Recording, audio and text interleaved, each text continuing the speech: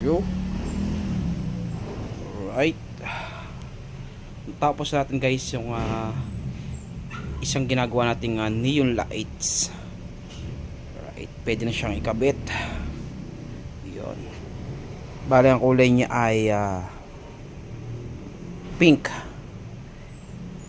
or magenta. Yun. Gani guys, hindi ganong kita sa camera yung actual na liwanag. Bale makikita nyo dyan na halos shadow lang yung nagiging pink or magenta. Pero yung sa personal naman siya ay kulay pink, hindi siya white. Yun.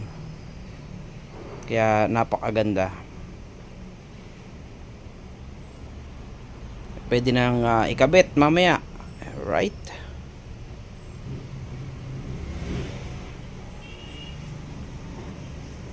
Yan guys, bale pag gusto nyo mag-inquire ng neon lights, message nyo lang ako sa TJ Monte Alto sa FB ko.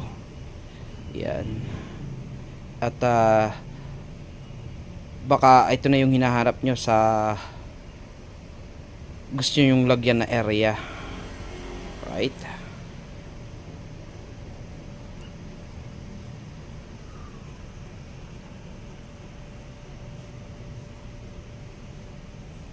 Yun, medyo nagpipik na siya.